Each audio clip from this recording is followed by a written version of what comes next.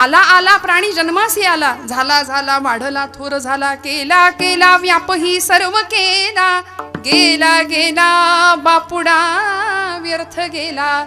बापुडवानं जगणं आमच्या नशिबी आहे, आम्ही असं जगतो ना. पण जगावं असं की इतरांनी आमच्या जगण्याचा हेवा करावा, दृष्ट लागण्यासारखं जीवन आमचं असावं, इतरांच्यासाठी कल्याणप्रद असावं, इतरांच्यासाठी दीपस्तंभासारखं मार्गदर्शक असावं, आणि त्याकरता स्वयंप्रकाशी असणं फार गरजेचं आहे. म्हणून तर देव या शब्दामध्ये दिव हा धातू आहे. दिव या शब्दाचा अर्थ आहे प्रकाश. त्याला जाणायचंय म्हणाले, देवाला जाणायचंय. आणि तो देव, तो प्रकाश आमच्या अंतःकरणात प्रगट झाला. अंतरीची ज्योती महाराज म्हणतात प्रकटली दीप्ती, मुळीची जी होती आच्छा दिली, तेथीचा आनंद ब्रह्मांडीन समाय, उपमेशी देऊ काय सुखा. तुकोबरायांचा अभंग आहे. असा आनंद प्राप्त होतो की मी आणि तो दोन राहत नाही, अभेद भक्तीचा साक्षात्कार होतो. आपल्यालाही तो अनुभव प्राप्त होतो. महाराजांना तो अनुभव प्राप्त झाला. भगवंत आले समोर, विमान आलं भगवंतांचं न्यायला. जिजाई आईसाहेबांना महाराज म्हणतात चल की ग, येते का? कुठं जायचं म्हणले? वैकुंठाला. ती म्हणाली अहो आत्ताच म्हैस व्यायली, आता मी येऊन करू काय? तुम्ही लवकर माघारी या, मस्त तुपातले रव्याचे लाडू खायला करून ठेवते तुम्हाला. महाराज म्हणले नाही आवले, मला गेलं पाहिजे, मी आता येण्याकरता नाही निघालो. आम्ही जातो आता, कृपा असो द्यावी, सकळा सांगावी विनंती माझी. संतांना निरोप दिला होता, आपुल्या माहेरा जाईन मी आता, निरोप या संता हाती आला. गेलं पाहिजे. महाराज गेले. आणि अशी अवस्था झाली की महाराज म्हणतात आता पूर्ण विश्रांती मिळाली. विसावा मिळणं, विश्रांती मिळणं, चिरशांती, चिरसमाधान मिळणं. जुनी माणसं म्हणायची आपली वेळ आली ना की आपली वळकटी बांधून तयार राहावं. माणसाने जाण्याची वेळ आली ना सिद्ध राहावं, तयार राहावं. आता इथं काही अडकलंय अशी भावना न ठेवता कसं राहायचं म्हणले, संसारामध्ये यथा कमल पत्राक्ष असं राहता आलं पाहिजे. यदृच्छा लाभ संतुष्ट, भगवंतांचा शब्द आहे गीतेतला. संसारामध्ये यथा कमल पत्राक्ष असं राहता येईल का? म्हणजे काय? कमळाचं पान पाण्यात असून सुद्धा कोरडं असतं की नाही, म्हणले तसं संसारात राहा. पक्षी अंगणी उतरती, आपुला चारा घेऊन जाती. पक्षी अंगणी उतरती, ते का गुंतवणी राहती? तिथं बसतात का ठिया मांडून? नाही ना हो, नाही ना. प्रत्येकाचा मार्ग ठरलेला आहे. इथं आलेल्या प्रत्येकाला जायचंय, पण हे आमचं मन मान्य करायला तयार होत नाही. महाराज म्हणतात की आता आमच्या निर्याणाची वेळ आली. महाराजांना कळलं. एवढंच नाही, मरणाचा कुठे सोहळा असतो का हो? तुकोबांनी तो केला. आपुले मरण पाहिले म्या डोळा, धन्य तो सोहळा अनुपम्य. सोहळा केला, मृत्यूचा सोहळा केला. एक कवी म्हणाले मरणात खरोखर जगत जगते. अंतिम सत्य जीवनाचा असलेलं मृत्यू अटळ सत्य आहे. पण माणूस नावाचा प्राणी असा आहे की ते मानायला तयार नाही हो. म्हणून महाभारतातलं यक्षप्रश्न नावाचं प्रकरण आणि त्याच्यामध्ये अनेकोत्तम प्रश्न पाणी पिण्यासाठी गेलेल्या युधिष्ठिराला त्या यक्षराजाने विचारलेत. त्यामध्ये एक प्रश्न असा होता की धर्मराजा, जीवनातलं किंवा मनुष्य जीवनाचं सगळ्यात मोठं आश्चर्य काय आहे? आणि धर्मराजाने उत्तर दिलं, अहन्यहनी भूतानि गच्छन्ति यम मंदिरम शेषा स्थिरत्वमिच्छन्ति किम आश्चर्यमतः परम. म्हणले सांगतो ना. यक्षराजाला धर्माने उत्तर दिलं. तो म्हणाला की जगातलं सगळ्यात मोठं आश्चर्य हे आहे की मनुष्य नावाचा प्राणी जाणतो की आपल्या सगळ्यांना इथून जायचंय. सगळ्यांना माहिती आहे ना आपलं काय मत आहे? सगळ्यांना हे मान्य आहे, आपल्या सगळ्यांना इथून जायचंय, तुमच्यासह माझ्यासह सगळ्यांना एक दिवस जायचंय. परीक्षिती राजाला सुद्धा जावं लागलं, जायचं होतं. काय झालं? तक्षक नावाच्या सर्पाने दंश केला. ठरलं, शाप मिळाला ऋषींचा आणि 7 दिवसात तू प्राणाला मुकशील, देहांत पावशील असा शाप मिळाला. पण सबंध भागवतामध्ये शुकमुनींनी त्या सर्पदंशाचं निवारण करावं असा काही उपाय नाही सांगितला. कारण कर्मगती तारे नाही तरे, पाचो पांडव धीर प्रतापी हाथ में झोली धरे असं म्हटले. कर्म नाही चुकलं कुणाला, कर्माचे भोग भोगावे लागतात. परीक्षित राजाला शाप मिळाला. तो शाप भोगण्याकरता मध्ये 7 दिवस उरले. त्या 7 दिवसामध्ये करायचं काय हे शुकमुनींनी सांगितलं. आणि मग भागवत श्रवणाच्या माध्यमातून त्यांनी स्वतःचा उद्धार करून घेतला. खरं सांगू का, मला कधी कधी असं वाटतं आपण जागे आहात ना, ऐकताय ना सगळे? कारण आता वेळ कीर्तनाची कुठली असली तरी ती येते कीर्तनात, ती येते बया, तिला निमंत्रण नाही द्यावं लागत. म्हणून जागेपणी ऐका, खूप महत्वाच्या गोष्टी सांगते. मी म्हटलं परीक्षितीकडे 7 दिवस होते, आपल्याकडे सुद्धा 7च दिवस आहेत. परीक्षितीला निदान माहिती तरी होतं की माझ्याकडे 7 दिवस आहे. आपल्याला ते तरी माहिती आहे का?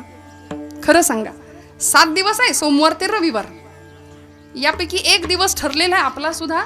जायची वेळ, तिथी निश्चित आहे, दिनांक निश्चित आहे, सगळं. फक्त आपल्याला माहिती नाही म्हणून आपण भ्रमात आहोत. परीक्षितीला ते माहिती होतं म्हणून जीवनाचा उद्धार करून घेतला भागवत श्रवणाच्या माध्यमातून. मग यक्षराजाला धर्मराज उत्तर देतात की मनुष्य नावाचा प्राणी आपल्यापैकी कोणीतरी जर निघून गेलं, निवर्तलं, तर त्याला पोहोचवायला, त्याला सोडायला, त्याला निरोप द्यायला शेवटचा कुठे जातात? हा, त्याला या श्लोकामध्ये यम मंदिरम असं म्हटलंय. ते यमाचं मंदिर आहे. तिकडे गेले, घाटावर गेले, स्मशानात जातात. तिथे अग्निसंस्कार क्रिया पार पडल्यानंतर तो मनुष्य किंवा ते सगळे नातेवाईक अशा रुबाबात माघारी येतात की जणू या जागेचा आणि आपला काडी मात्र संबंध नाही, आपल्याला परत इकडं कधी यायचंच नाही. अशा रुबाबात आम्ही माघारी फिरतो. माणसाचं जे हे वाटणं आहे ना, ते जगातलं सगळ्यात मोठं आश्चर्य आहे असं आम्हाला शास्त्रकारांनी सांगितलंय. मनुष्य मृत्यूला प्रचंड घाबरतो. इथं असलेला प्रत्येक जीव, आज कीर्तनामध्ये उपस्थित असलेले आपण सर्व, आपल्याला कुणाला मरण हवंय? नाही. बरं, मृत्यू असा यावा, संतांचं म्हणणं होतं, तो शेवट गोड झाला पाहिजे. कुठल्याही आसक्तीशिवायचं मरण संतांना मान्य होतं, किंबहुना तेच त्यांनी प्राप्त केलं, निरासक्त जीवन. असं जीवन तुमच्या माझ्या वाट्याला यावं असं तुकोबरायांची इच्छा आहे, अपेक्षा आहे. मग त्याकरता आमच्या जीवनाचा शेवट गोड व्हावा अशी महाराजांची इच्छा आहे. मग त्याकरता काय काय केलं गेलं पाहिजे आणि महाराजांना आलेला अनुभव नेमका काय आहे? तुकोबराय सांगतात अभंगाच्या प्रथम चरणापासून. माझा बहु गोड झाला. कसा शेवट झाला पाहिजे? आता ओंकार महाराज, संतोष महाराजांनी गायलेली चाल जितकी गोड ना, तितका शेवट गोड झाला पाहिजे म्हणाले. इतका गोड शेवट झाला पाहिजे. अतिशय जोरात टाळ्या वाजवा. टाळ्या कमी पडतायत. आपण कंटाळलात का? नाराज आहे का? नाही ना. टाळ्या खणखणीत वाजवल्या पाहिजेत. मस्त दाद द्यायची, छान टाळ्यांचा आवाज आला पाहिजे. शेवट तो भला माझा बहु गोड झाला. महाराज म्हणतात गोड शेवट झाला पाहिजे. व्यावहारिक जीवनामध्ये एखादी घटना घडली, एखादा प्रसंग घडला किंवा भांडण झालं दोन भावात, दोन जावात, आपण काय म्हणतो? बाबा रे, मिटवून टाका, शेवट गोड करा. व्यवहारातली ही परिस्थिती आहे. तुकोबराय ज्या शेवटाची अपेक्षा करतायत किंवा जो शेवट आमच्या समोर मांडतायत ना, तो व्यवहारातला नाही, तो साधनेचा शेवट आहे. आपल्याला वाटतं शेवट म्हणजे संपलं, शेवटचा श्वास झाला की आपला शेवट झाला. नाही, महाराज म्हणतात माझा शेवट गोड झाला म्हणजे नेमकं काय झालं? माझ्या साधनेचा शेवट गोड झाला. कारण मनुष्य जन्माचं ध्येय काय हे मी जाणतो म्हणाले. भगवत प्राप्ती हे माझं ध्येय आहे. इथं आल्यानंतर या नरदेहीचे निज्ञाने सच्चिदानंद पदवी घेणे, एवढा अधिकार नारायणे कृपावलोकने दिधला. आयुष्याला येऊन परमार्थशास्त्रातली अत्युत्तम असलेली पदवी, सच्चिद आनंद स्वरूप अशी अवस्था अनुभवणं हे मनुष्य जीवनाचं साध्य आहे.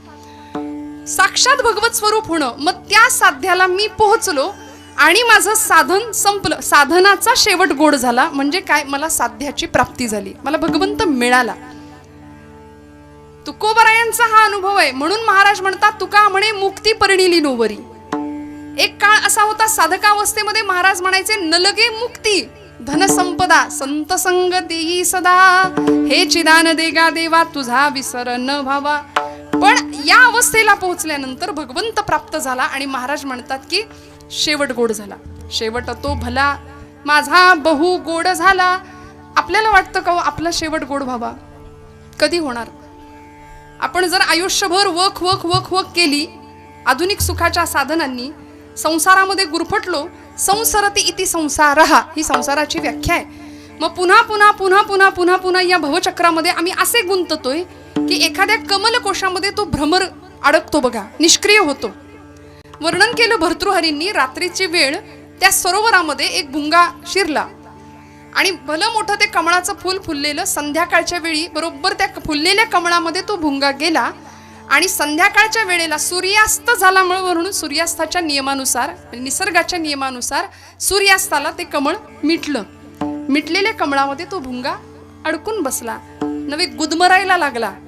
आता एरवी लाकूड पोखरणारी त्याची ताकद इथे निष्क्रिय झाला. का? अडकला संसार बंधनामध्ये अडकला.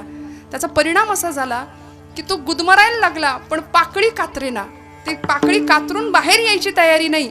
भर्तृहरी म्हणाले रात्रिर्गमिष्यति भविष्यति सुप्रभातम. म्हणले आता कशी तरी रात्र संपेल. रात्रिर्गमिष्यति भविष्यति हसिष्यति पंकजश्री. पंकज म्हणजे कमळ. पंकज, पंक म्हणजे चिखल, ज म्हणजे जन्माला येणार. चिखलात जे जन्माला येतं ते कमळ, त्याला म्हणायचं पंकज. मग म्हणाला आता ही कमलिनी फुलेल, मग मी यातून बाहेर पडेन. अशा विचारात तो असताना इतक्यात काय झालं. इत्थम विचिंतयति कोशगते द्विरेफे हा हंत हंत नलिनी गज उज्जहार. एवढ्यात हत्ती आला त्या रात्री त्या सरोवरात आणि बरोबर त्यांनी कमळाचं ते देठासकट फूल तोडून टाकलं. आता देठासकट उपटलेलं कमळाचं फूल पुन्हा फुलेल का. मग न फुलणाऱ्या त्या कमळकोशामध्ये आता फुलेल मग फुलेल अशी आशा धरून बसलेला तो भृंग गुदमरून मेला, पण त्यांनी पाकळी कातरली नाही. आता हे भ्रमराचं रूपक तुमच्या माझ्यासाठी संसारात अडकलेल्यांसाठी आहे. आम्ही असेच इतके अडकून बसतो, इतके अडकून बसतो आणि एक दिवस असेच संपतो, पण परमेश्वर जवळ करत नाही. घटिका गेली, पळे गेली, तास वाजे झणाणा, आयुष्याचा नाश होतो रामकारे म्हणाना. सहज जाताना निश्चिंत पद्धतीने तुकोबराय म्हणतात तसं जाता आलं पाहिजे. माऊली म्हणतात का झाकली या घटीचा दिवा. रूपक दिलं, उदाहरण दिलं.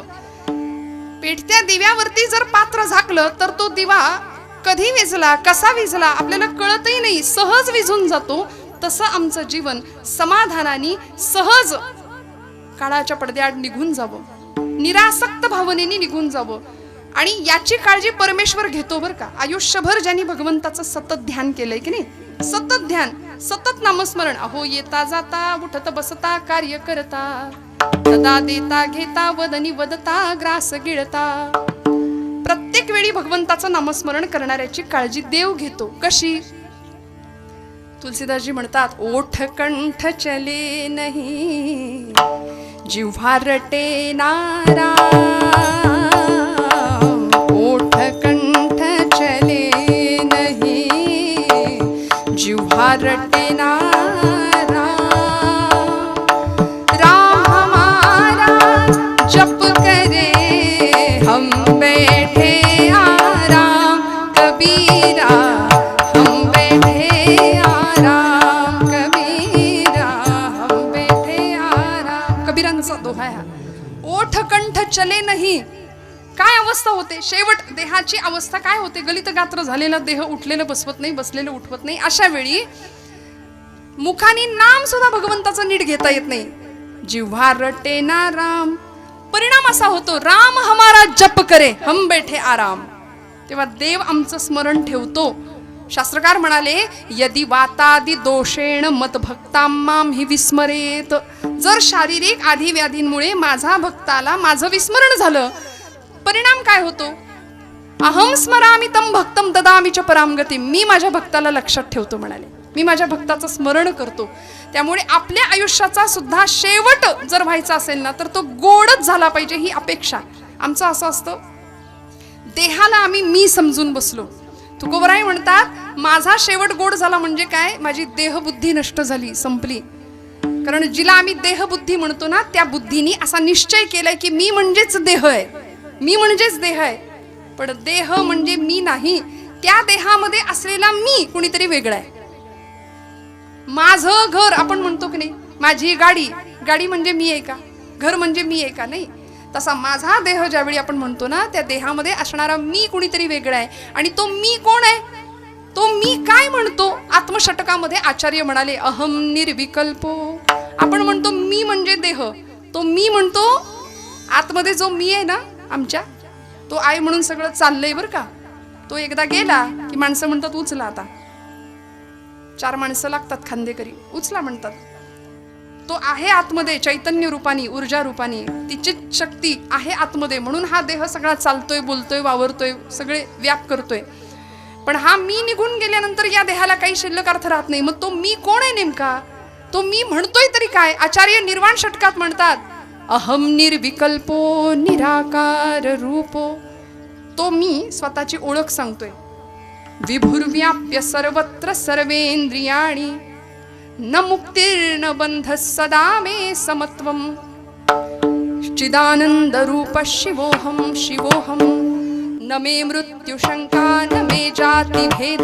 पिता नैव मे नैव माता न जन्म न बंधुर्न मित्रं गुरु गुरुर्नैव शिष्यश्चिदानंद रूप शिवोऽहं शिवो न पुण्यं न पापं न सौख्यं न दुःखं न मंत्रे न तीर्था न वेदा न यज्ञ अहं भोजनं नैव भोज्यं न भोक्ताश्चिदानंद रूप शिवोऽहं शिवोऽहं.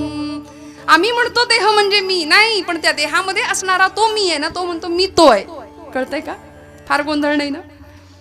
तो मी म्हणतो की मी तो आहे म्हणजे कोण? तो जीव आहे ना आतमध्ये, त्या जीवाला माहितीये की त्या शिवाचा मी अंश आहे, बरोबर.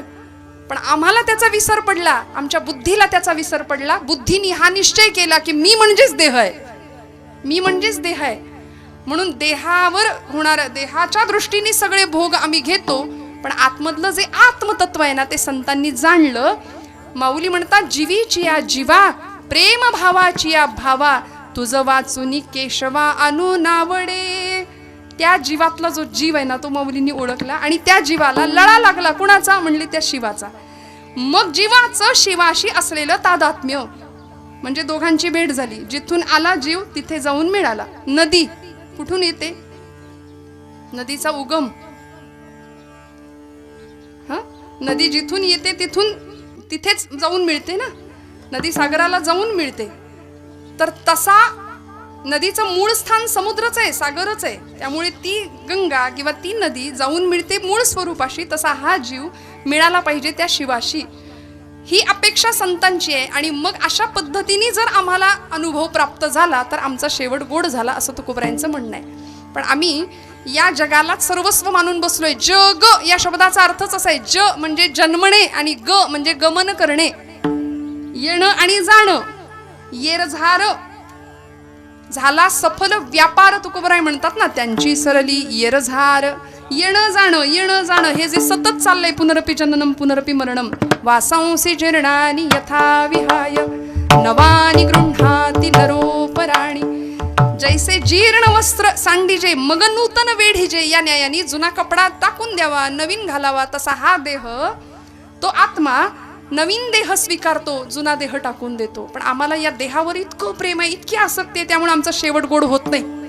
सगळं संपलं तरी आम्हाला इथं थांबायचंच असतं, जायची इच्छाच नाही होत. म्हणून मनुष्य मृत्यूला प्रचंड घाबरतो. आमचा शेवट कसा गोड होणार हो? आम्हाला समजून घ्यावं लागेल. काय झालं, एक फकीर होता बरं का, रस्त्याने निघालेला आणि जात असताना एक मोठा राजवाडा त्यांनी पाहिला, एक मोठा महाल त्यांनी पाहिला. आता फकीर कुणाला म्हणायचं? कुणाला म्हणायचं फकीर? जो बेफिकीर आहे तो फकीर. त्याला कसलीच काळजी नसते, ना प्रपंचाची, ना घराची, ना दाराची. तो असाच स्वतःच्या धुंदीमध्ये चाललेला, हातात कटोरा, महालाच्या समोर उभा राहिला आणि द्वारपालांना विचारलं, या धर्मशाळेत मला तुम्ही 4 दिवस राहू देता का? ते द्वारपाल म्हणले, तुला दिसत नाही का? अहो, ही धर्मशाळा नाही, हा आमच्या राजाचा राजवाडा आहे, महाल आहे. धर्मशाळा काय लावले? त्या फकीराचं आपलं तेच. मला या धर्मशाळेत 4 दिवस राहू दे म्हणलं, फक्त 4 दिवस. तुला कळत नाही म्हणले, एकदा सांगितलेलं. अरे ही धर्मशाळा नाही, हा आमच्या राजाचा महाल आहे, वाडा आहे, राजवाडा आहे. फकीराचं पुन्हा तेच, या धर्मशाळेत मला 4 दिवस राहू देता? राजापर्यंत बातमी गेली. राजा रागावतच बाहेर आला आणि राजाने त्या महाराजांना सांगितलं, महाराज तुमचा काहीतरी गैरसमज होतोय. ही धर्मशाळा नाही, हा माझा महाल आहे, माझा राजवाडा आहे बरं का. असं माझं करता करता तो फकीर हसला. तो म्हणला, काही दिवसांपूर्वी मी इथं आलो होतो आणि मी तुझ्या जागी दुसरंच कोणीतरी पाहिलं. ते कोण होतं? ते म्हणले, आमचे वडील असतील. मग ते गेले कुठे? ते गेले म्हणाले. मग त्यांच्या आधी कोण होतं? म्हणले, आमचे आजोबा होते या महालाचे राजे. मग ते गेले कुठे? ते पण गेले म्हणले. मग अजूनही तुझ्या डोक्यात प्रकाश पडत नाही का रे? हे सगळं जग म्हणजे मुसाफिरखाना आहे. हिंदीमध्ये धर्मशाळेला मुसाफिरखाना म्हणतात. नैनो से नीर बहाएगा खाली पिंजरा पडा रह जाएगा. सगळं सोडून जायचंय ना. हे सगळं इथं राहणार आहे. धन आणि भूमो पशवश्च गोष्ठे भार्या गृहद्वारी जनस्मशाने देहश्चितायां परलोक मार्गे कर्मानुगो गच्छति जीव एकहा. कर्म फक्त सोबत येणार आहे. या आयुष्यभर खाऊन पिऊन पोसलेल्या देहाची सुद्धा 3 चिमट्या राख होणार आणि फक्त कर्म सोबत येणार आहे. सत्कर्म असेल तर आम्हाला सद्गती प्राप्त होणार आहे, बाकी सांगायची गरज नाही. त्यामुळे असं कर्म करावं की तुमच्या माझ्या जीवनाचा शेवट सुद्धा गोड व्हावा. जब तुम पैदा हुए जग हासे तुम रोय, अब ऐसी करनी कर चले पीछे न हसे कोय. आता सगळ्या जगाने तुझ्यासाठी रडावं. आमचं असं असतं, माणसं म्हणतात बरं झालं. नाही ना हो, हळहळावीत लोक आपल्या जाण्याने. असं जीवन असावं आमचं. असं आहे कुणाच्या घेण्यात नाही, कुणाच्या देण्यात नाही. समाजाचं तिकडं वाटोळं का होईना, समाजाला आग का लागेना, धर्माचं वाटोळं का होईना, बांगलादेशला आग का लागेना, आमचं काही घेणं देणं नाही. आमचं घर, आमचा प्रपंच, आमची लेकरं बाळ, आम्ही सुखी, असं नाही. पण माऊलींनी काय केलं, काय केलं, सगळ्या जगाचा प्रपंच केला ना. आणि मग जे माहेर या अभंगात तुकोबरायांना अपेक्षित आहे ते माहेर मिळवलं. अभंगाचं दुसरं चरण. ओ निजाच्या माहेरा, शेवट गोड झाला. म्हणजे काय झालं, मी माझं माहेर प्राप्त केलं. आलो निजाच्या माहेरा, भेटी रखुमाईच्या वरा. कुणाची भेट झाली? अहो तुमचं माझं माहेर आणि संतांचं माहेर याच्यामध्ये फरक आहे. आपलं माहेर, ज्या माहेरामध्ये भरपूर वेळ झोपायला मिळतं, भरपूर लाड होतात, येताना भरपूर आई पिशव्या भरून आम्हाला देते, माहेर वाशीन भरपूर लाड, हे आपलं माहेर.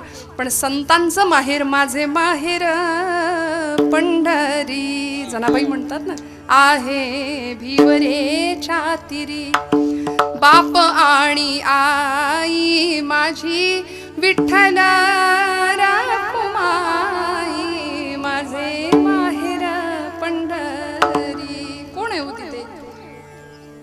बाप रखुमा देवीवरू विठ्ठलाचे भेटी, आपुले समसाठी करुनी ठेला. माऊली म्हणतात, जाईन गे मायेत या पंढरपुरा, भेटेन माहेरा आपुलिया.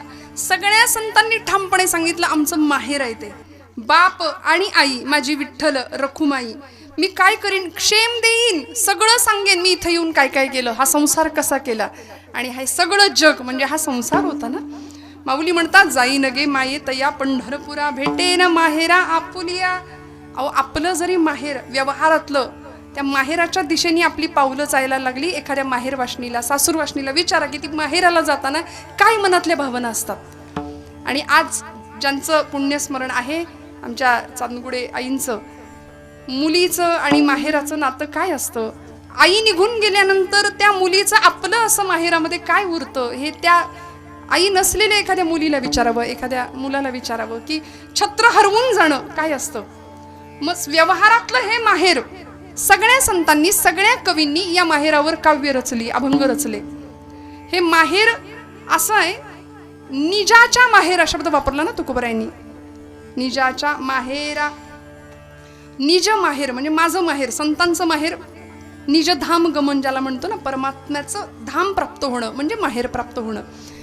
आपल्याकडे व्यवहारामध्ये सुद्धा माहेरावर इतकं प्रेम असतं, आमचं इतकं प्रेम असतं की बहिणाबाईंना एका योग्याने प्रश्न विचारला. खानदेशातल्या बहिणाबाई चौधरी नावाच्या कवयित्री. बहिणाबाई काव्य करायच्या, छान ओव्या रचायच्या. आणि त्या एका योग्याने, एका साधूनी त्यांना प्रश्न विचारला, तू छान ओव्या करते म्हणून प्रत्येक महिलेच्या मुखामध्ये ओव्या असतात बघा आमच्या, म्हणजे जुन्या बरं का, नवीन नाही. मी म्हटलं जात्यावर बसून बहिणाबाई, जात्यावर बसून जनाबाई ओव्या गायच्या. परवा एका मुलीने कॉलेजच्या मला विचारलं, ताई जात्यावर कसं बसायचं.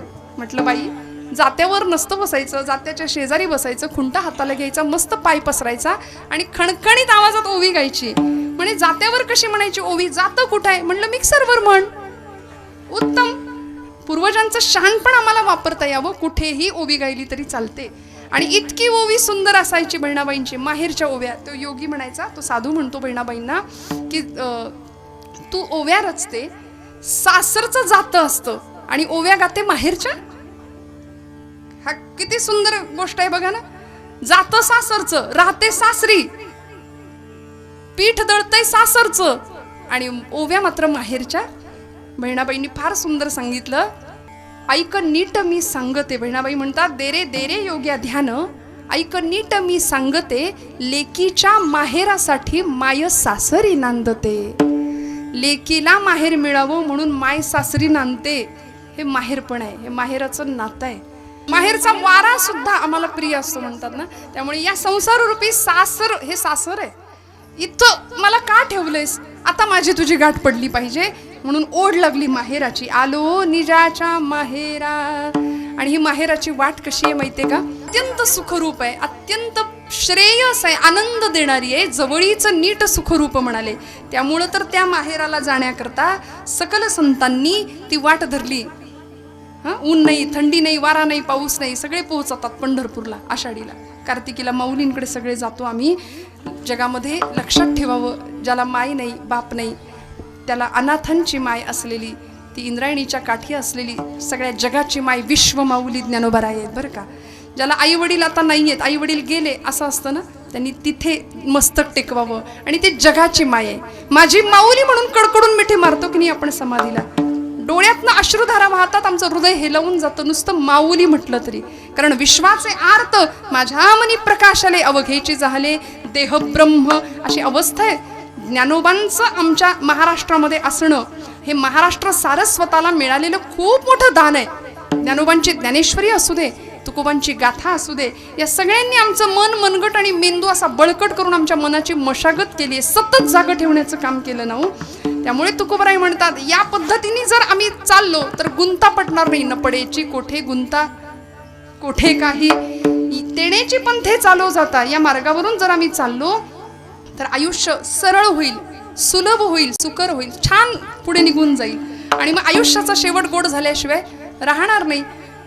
हे सगळं घडल्यानंतर मागची जी कर्म आहेत, मागची जी दुःख आहेत, त्या दुःखांचा परिहार होणार आहे. तुकोबाराय म्हणतात, माझ्या दुःखांचा परिहार झाला, परिहार झाला हो, परिहार झाला हो, परिहार झाला हो, परिहार झाला, परिहार झाला, झाला परिहार झाला, परिहार झाला हो, परिहार झाला. अवघ्या दुःखाचा मागिला, अवघ्या दुःखाचा मागिला, अवघ्या दुःखाचा मागिला, आलो निदाच्या माहेरा हो, आलो निदाच्या माहेरा. अवघ्या दुःखाचा मागिला, अवघ्या दुःखाचा मागिला, आलो निदाच्या माहेरा, आलो निदाच्या माहेरा, माहेरा.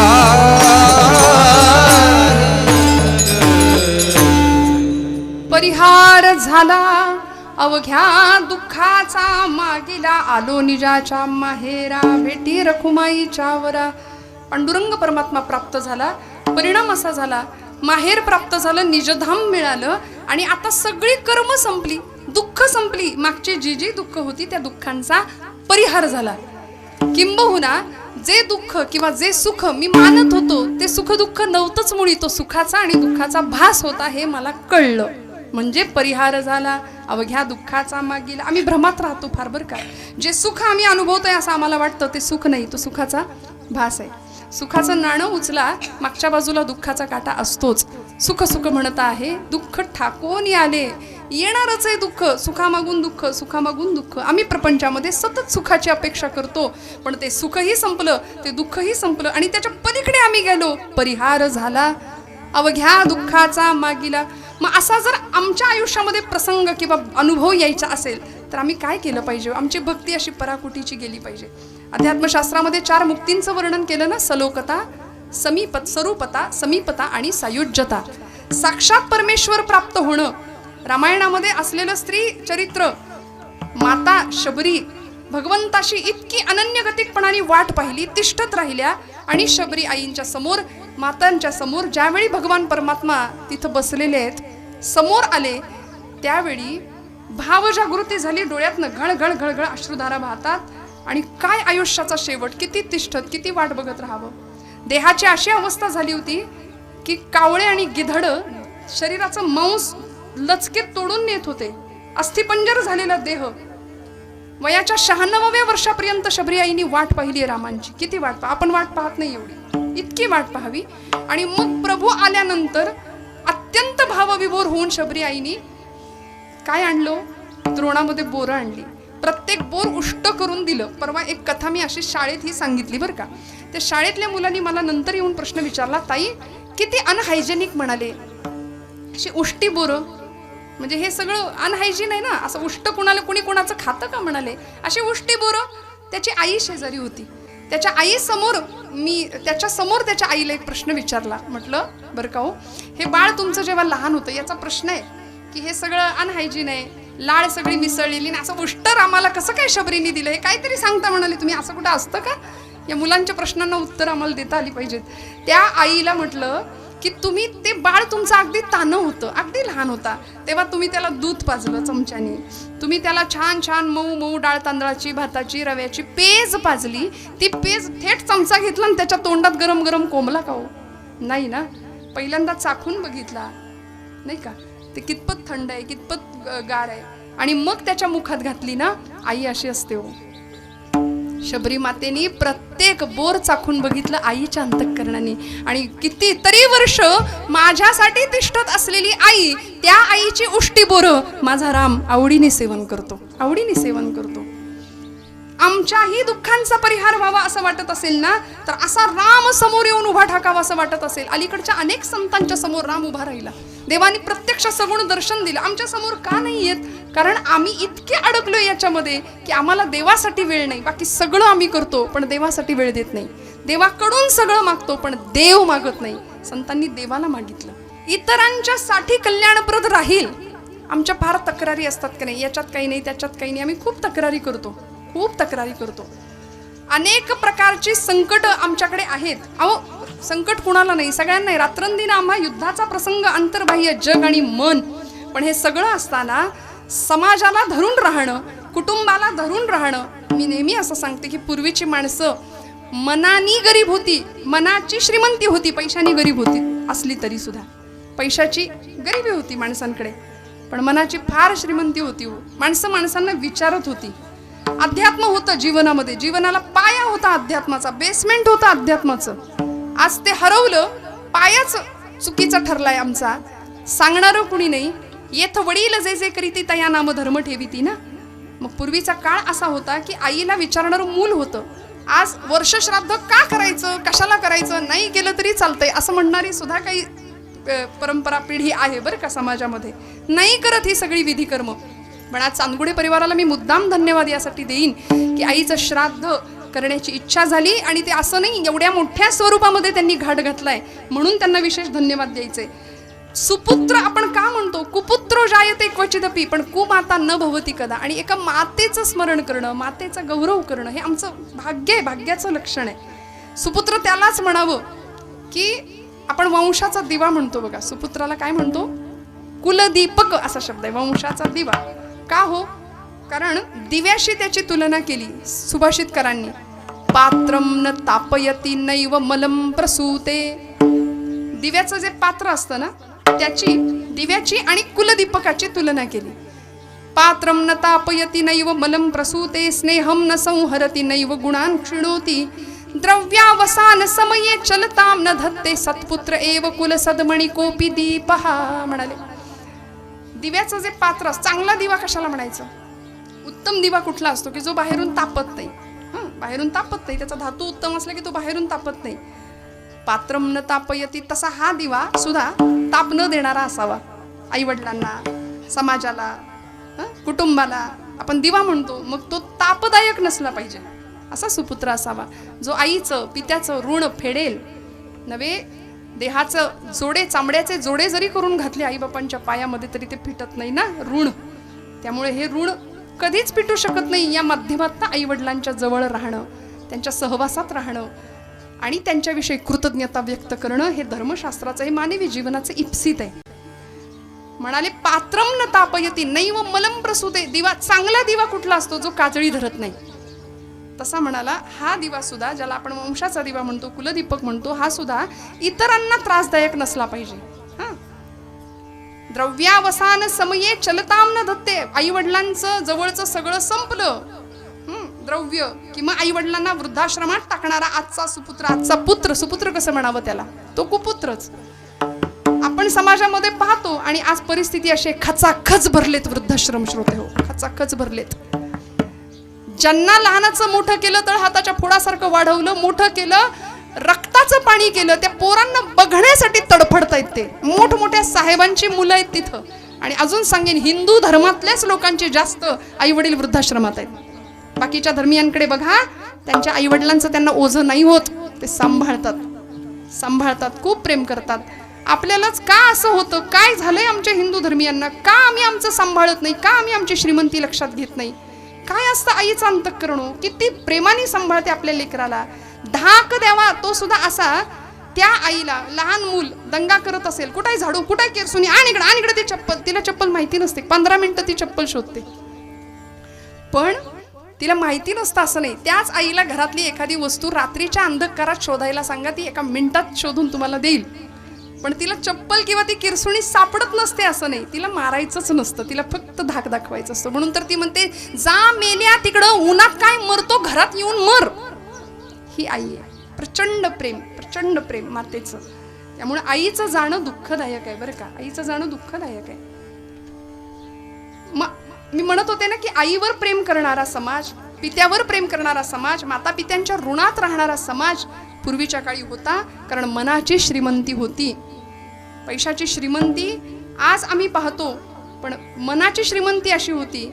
घराघरामध्ये रंगीत टीव्ही नव्हते, होते का? साधा ब्लॅक अँड व्हाईट टीव्ही असायचा, पण माणसाची मन रंगीत होती. टीव्ही साधा होता, पण माणसाची मन रंगीत होती.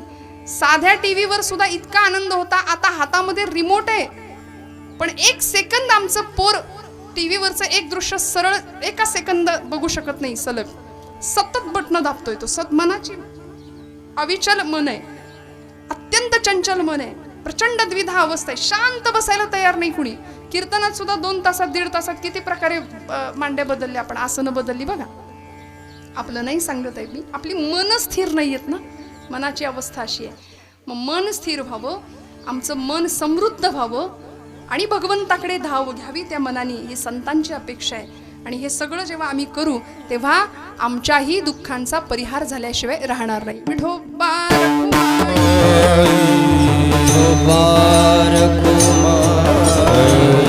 हरी हरी जय जय विठोबा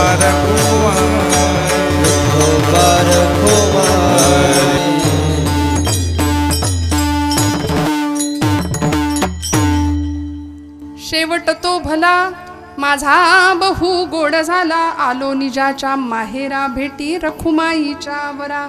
परिहार झाला अवघ्या दुःखाचा मागिला. सगळी दुःख संपली, देहाबरोबर येणारी सगळी सुख दुःख संपली. किंबहुना तो भ्रम संपला आणि मग लख प्रकाश पडला जीवनामध्ये. असा प्रकाश होता की तो चिरंतन होता, ती चिरशांती होती, ते समाधान होतं खरं. आज समाधान नावाची श्रीमंती तुमच्या माझ्याकडे नाही, बाकी सगळं आहे.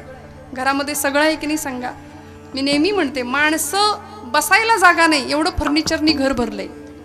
सगळं आहे घरात, खचाखच भरलंय, पण 50 रुपयाचं पुस्तक नाही पोरांकडे आमच्या. संस्कारांची कमतरता आहे. सांगणारं कुणी नाही, मग पालक सांगायला तयार नाही, ऐकणारी मुलं नाही आहेत. इंग्रजांचा हेतू सफल झाला असं म्हटलं तर चुकणार नाही. कारण इतकी श्रीमंती भारतीय संस्कृतीमध्ये होती. त्यांनी येताना इथं राज्य करताना पहिला विचार केला की इथली शिक्षण पद्धती बदलूया. म्हणून त्यांनी इंग्रजी शिक्षणाचा प्रचार प्रसार केला आणि इथली विद्यापीठं जाळली. हो, पुस्तकं जाळली, आमचे धर्मग्रंथ जाळले. 6-6 महिने पुस्तकं जळत होती. इतकी श्रीमंती या मातीमध्ये. कारण ही माता आहे आमची, ही माती आहे. आमच्या आयुष्याचा प्रवासच आहे मातेपासून मातीपर्यंत. जन्म देणारी माता, ती नाळ तोडली की मग पोहोचतो आम्ही मातीपर्यंत. एका वेलांटीचा फरक म्हणजे आमचं आयुष्य आहे ना. मातेशी आणि मातीशी इमान राखलं की आमच्याही जीवनाचा शेवट गोड होणार आहे. असा शेवट गोड व्हावा, मागची सगळी दुःख, मागची सगळी कर्म, त्या कर्माचा परिहार व्हावा, दुःख संपावीत, याकरता संतांनी, तुकोबरायांसारख्या, ज्ञानोबरायांसारख्या अलीकडच्या अनेक संतांनी आम्हाला मार्ग दिला. जीवन जगण्याची उत्तम पद्धत शिकवली आहे. अनेकांनी सेवा केली, अनेकांनी भक्ती केली. महाभारतातलं एक अतिशय सुंदर असं चरित्र आहे की ज्यांची भक्ती भगवंताला दाखवण्याकरता नव्हती. आम्ही फार अध्यात्म दाखवण्याकरता करतो. आमचा प्रपंच आध्यात्मिक झाला पाहिजे. ब्रह्मचैतन्य गोंदवलेकर महाराज म्हणतात की आमची अध्यात्मातली प्रगती होतीये किंवा नाही हे कसं ओळखायचं. कसं ओळखायचं? आम्ही ध्यानाला बसलो, नामाला बसलो की आमच्या मनात काय येतो? प्रपंच येतो, संसार येतो. तसं आम्ही संसार करायला लागलो की आमच्या मनात देव आला, अध्यात्म आलं की समजायचं आपली प्रगती होतीये. उत्तम प्रपंच तुमच्या माझ्याकडून व्हावा आणि हा आमचा जीवनाचा शेवट सुद्धा, आमच्या साधनाचा शेवट सुद्धा गोड झाला पाहिजे, ही तुकोबरायांची अपेक्षा आहे. कसा गोड होतो शेवट? पितामह भीष्म त्यांचं नाव. जगाला दाखवण्यासाठी भक्ती नव्हती, दिसणारी नव्हतीच, पण देवाला दिसत होती. बरोबर, देवाला कळत होती.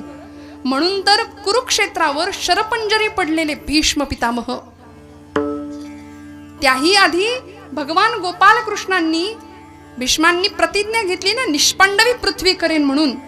त्या द्रौपदीचं रक्षण करावं, तिचं सौभाग्य वाचवावं म्हणून सगळं कारस्थान केलं. तो नटधारी नटनायक असलेला भगवंत, त्यांनी पितामह भीष्मांना सांगितलं, तुम्ही इच्छामरणी आहात, आता निरोप घ्यायला हरकत नाही, शिखंडी नावाचं पात्र तुमच्यासाठी तयार आहे. परिणाम अर्जुनानी त्या केलेल्या, निर्माण केलेल्या त्या शरपंजरी, त्या बाणांच्या शय्येवरती पितामह भीष्म पडून आहेत. उत्तरायणाची वाट पाहतायत.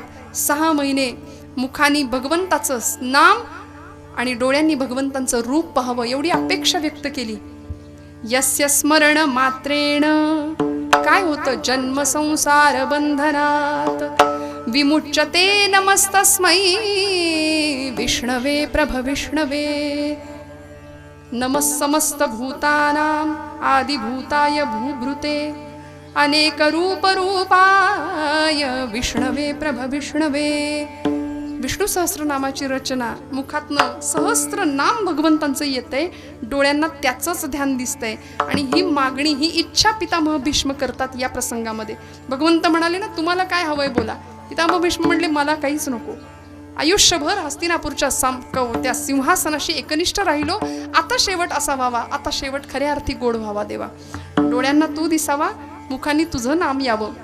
घेई घेई माझे वाचे गोड नाम विठोबाचे. प्रत्येक इंद्रियाचं काम. डोळे तुम्ही घ्या रे सुख पहा विठोबाचे मुख, तुम्ही ऐका रे कान माझ्या विठोबाचे गुण, मना तेथे धाव घेई राही विठोबाचे पायी. भीष्मांनी हेच मागणं मागितलं. आणि आता तुकोबराय सुद्धा म्हणतात शेवटच्या चरणामध्ये, तुका म्हणे वाणी, तुका म्हणे वाणी, तुका म्हणे वाणी, तुका म्हणे वाणी, तुका म्हणे वाणी, तुका म्हणे वाणी, तुका म्हणे वाणी, तुका म्हणे वाणी. गेली आता मग परतोनी, घे बुधा, घे बुधानी, आलोनी जा माहेरा, आलोनी जा माहेरा. गेली आता घेऊदनी, गेली आता घेऊदनी, आलोनी जाच्या बाहेरा, आलोनी जाच्या बाहेरा. भेटी रखुमाईच्या बरा, भेटी रखुमाईच्या,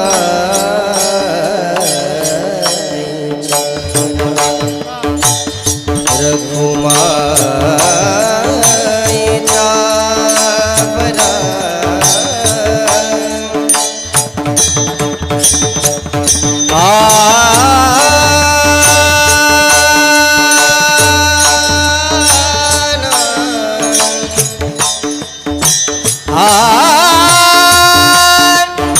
आ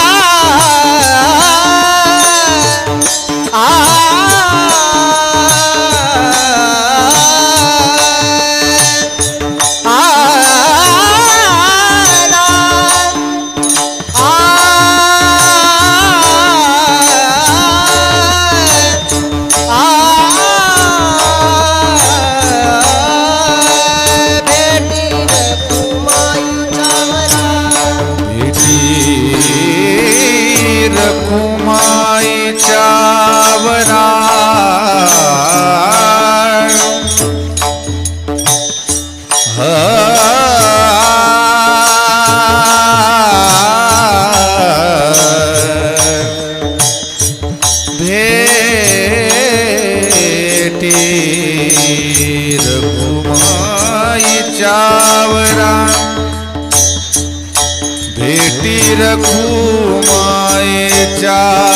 वरा भेटी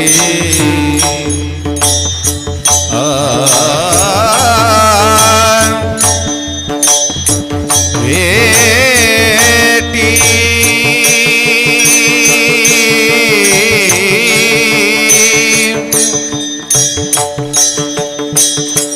रखुमाईच्या वरा बेटी रखुमाईच्या वरा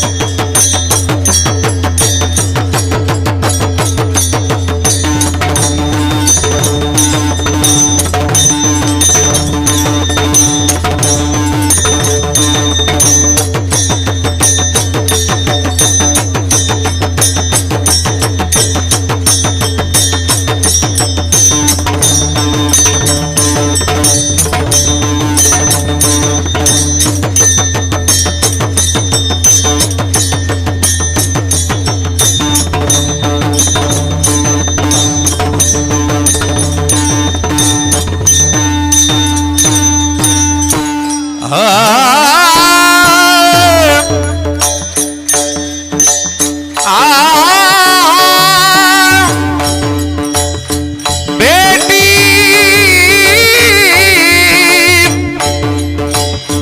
रखुमाईच्या भेटी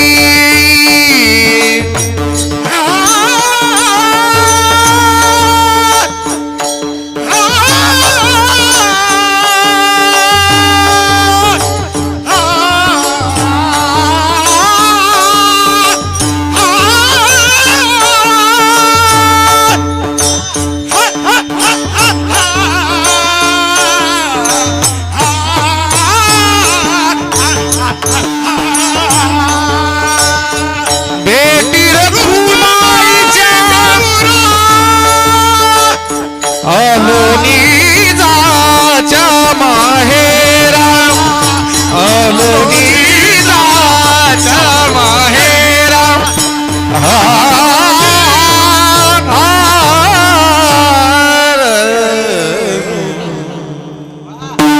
तुका म्हणे वाणी गेली आता घेऊ धणी आलो निजाच्या माहेरा भेटी रखुमाईच्या वरा. तुका म्हणे वाणी. वाणी या शब्दाचा अर्थ या अभंगामध्ये दोन प्रकारे सांगितला जातो.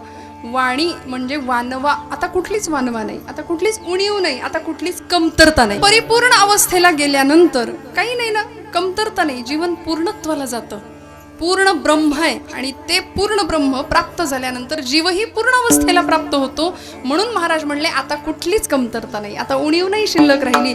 तुका म्हणे वाणी गेली आता घेऊ धणी.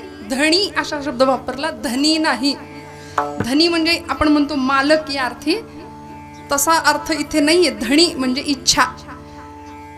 त्यामुळे आता आमची इच्छा एकच आहे की ज्या साधनाने भगवत रूपी साध्य आम्हाला प्राप्त झालं ते साधन आम्ही वारंवार करू. कुठलं साधन? तर भगवंताचं नाम हे साधन आहे. अखंड भगवंतांच्या स्मरणात राहू, त्याच्या रूपाचं, त्याच्या नामाचं अखंड चिंतन करू. त्याचा परिणाम असा होणार आहे, आम्हाला आमचं माहेर प्राप्त होणार आहे. आलो निजाच्या माहेरा भेटी रखुमाईच्या वरा. आणि जीवनाचं साध्य प्राप्त होणार आहे. ते साध्य भीष्मांनी मागितलं भगवंताकडे. भगवंत म्हणत होते ना काय पाहिजे.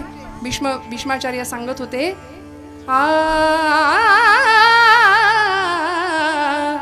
इतना तो करना स्वामी जब प्राण तन से निकले, गोविंद नाम लेकर जब प्राण तन से निकले. आपल्या प्रत्येकाची ही इच्छा असावी, शेवटी आयुष्य कसंही जगलो ना तरी शेवटी भगवंताचं नाम मुखात आलं पाहिजे.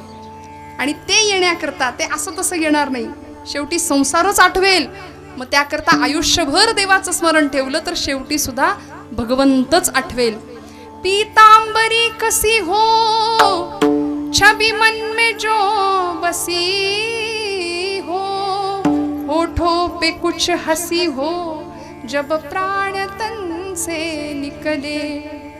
श्री गंगा जी का तट हो, जमुना का वो शिवट हो, मोरा सावरा निकट हो जब प्राण तन से निकले.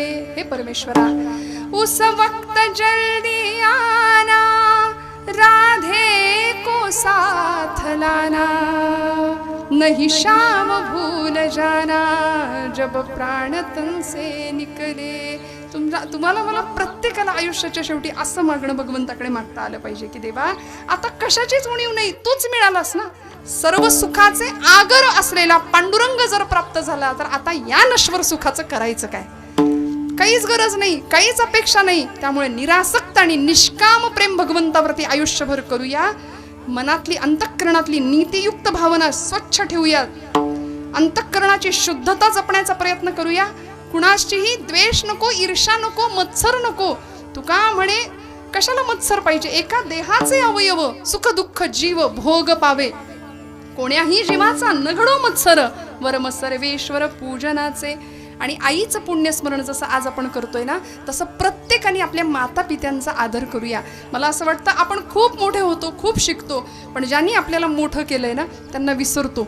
म्हणून मोठ्यांना सुद्धा कधी कधी सांगावं असं वाटतं की म्हातारं होऊ नये, ज्येष्ठ व्हावं.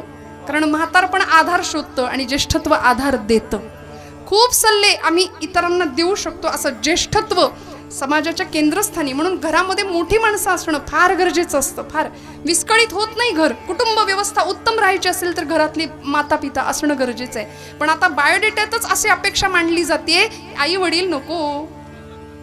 आहे की नाही? मी चुकीचं बोलतेय का? हे खरं आहे, मी वाचलेलं आहे म्हणून सांगते. मुलीच्या अपेक्षा त्याच आहे, मुलाला आई वडील नसले पाहिजेत. अरे सकल तीर्थांची धुरे जिये का माता पितरे असं जर म्हटलं असेल माझ्या ज्ञानराजांनी, ज्या विठ्ठलपंत आणि आई रुक्मिणीने देहांत प्रायश्चित्त घ्यावं, उत्तम आयुष्य प्राप्त व्हावं, आपल्या लेकरांना याकरता सर्वस्वाची देहाची होळी करावी. कितीतरी महापुरुषांच्या माता अलौकिक होत्या म्हणून महापुरुष घडले ना. या महापुरुषांनी आईवर प्रेम केलं म्हणून ते घडले. छत्रपती शिवप्रभूंचा राज्याभिषेक झाला आणि जिजामातोश्रींनी राज्याभिषेकाच्या प्रसंगी पाचाडच्या वाड्यावर राजांना बोलवून घेतलं होतं. सांगितलं होतं की राजे आजच्या दिवशी मी तुम्हाला एक मागू का? राजे म्हणाले हो साहेब बोला ना, असं का विचारता? मी असं मागेन, माझा पुनर्जन्मावर विश्वास आहे. काही दिवसात मी आता इथून निघून जाईन, माझा पुनर्जन्मावर विश्वास आहे.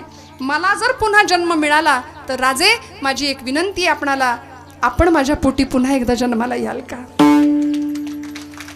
एका राष्ट्रमातेनी शककर्त्या राजाकडे मागितलेलं हे मागणं होतं की आज मी हाताचा पाळणा केला, देहाची जीवनाची होळी केली, विचारांचं परिपक्वपण मिळालं आणि तुम्हाला मी घडवलं, स्वराज्याचं स्वप्न बघितलं, तुमच्या मार्फत साकार केलं. राजे तुम्ही राज्याभिषेक पदाला पोहोचलात, छत्र चामर परिधान केली, एक शककर्ते राजे झालात, छत्र चामर परिधान केली, 32 मण सोन्याच्या सिंहासनावर बसलात. पण माझी एकच अपेक्षा आहे, पुढचा जन्म सुद्धा तुमची आई होण्याचं भाग्य मला मिळावं.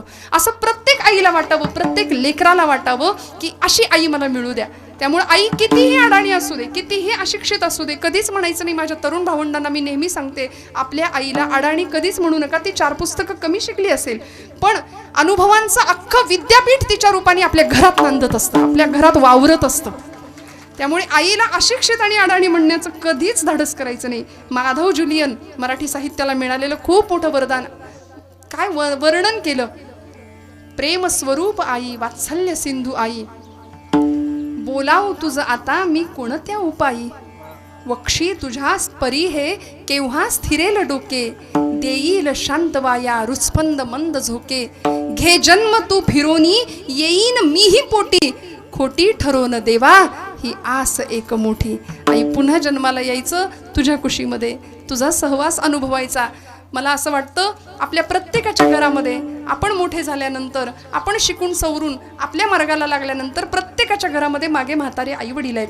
गेल्यानंतर सगळं कर्म करत बसण्यापेक्षा आणि रडत बसण्यापेक्षा आहेत तोपर्यंत त्यांना समाधान देऊया. कितीतरी दिवस तुमच्या स्पर्शासाठी, तुमच्या एका शब्दासाठी आसुसलेली आहेत. त्यांना काही नको. कधीतरी विचारावं, कशी आहेस बाई ग, जेवलीस का बाई ग, तुला दवाखान्यात जायचंय का, तुझं काही दुखतंय का, एखादा हात सुरकुतलेला जवळ घ्या, हातात घ्या, एखादी मिठी मारा. तो स्पर्श जिनी मांडीवर घेऊन आपल्याला पान्हा पाजलाय, तो स्पर्श आपण कित्येक वर्षात विसरून गेलो आहोत. कधीतरी आईकडे जा आणि घ्या तिला मिठीत. काय हरकत आहे? मातृ देवो भव, भारतीय संस्कृतीने केलेला मातेचा गौरव, पित्याचा गौरव, आणि जन्मभर ऋण फेडण्याचा विचार केला तरी ते फिटणारे नाहीत. म्हणून असा सुंदर संस्कार जीवनाला प्राप्त व्हावा की आमचं जीवन सुद्धा परिपूर्ण दिशेने जावं आणि मग आमच्या जीवनाचा सुद्धा शेवट असाच गोड व्हावा, जो भगवंताला प्रिय ठरेल, जो भगवंताला आनंददायी ठरेल, असं आमचं जीवन कृतार्थ दिशेने जावं. झालेली सेवा भगवंत चरणावर समर्पित करते. शेवट तो भला,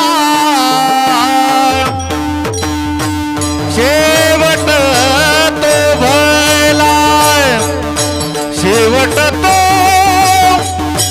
भला, शेवट तो भला, शेवट तो भला, शेवट तो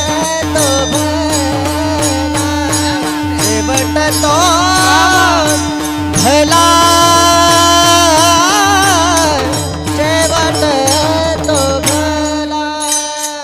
शेवट तो भला,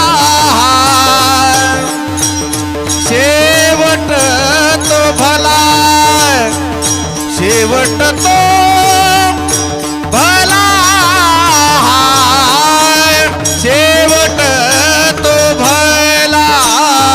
शेवट तो भला, शेवट तो भला, शेवट तो भला.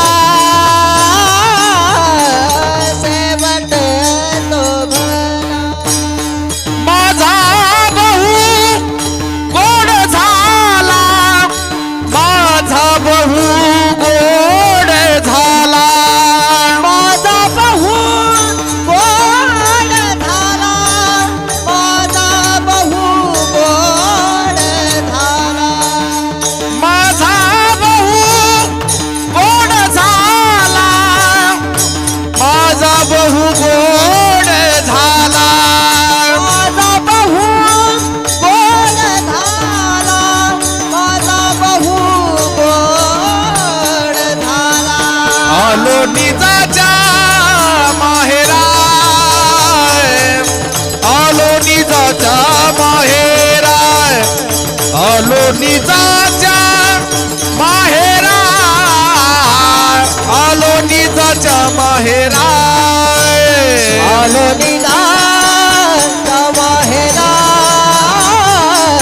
आलो निजाच्या माहेरा, आलो निजाच्या माहेरा,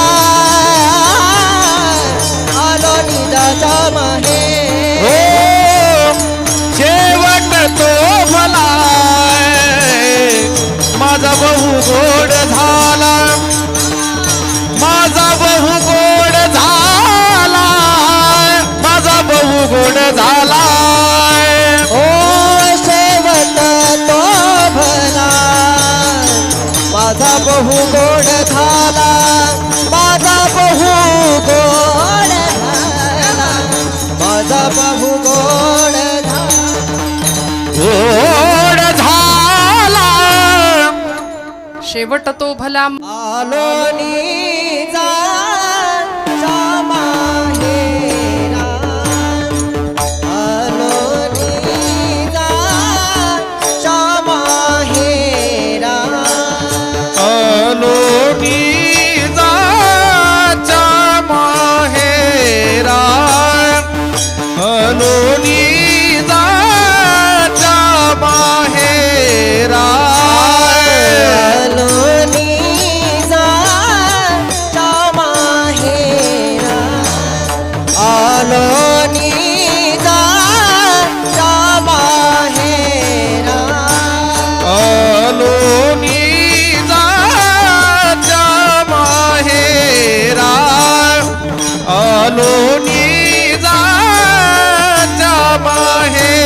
रा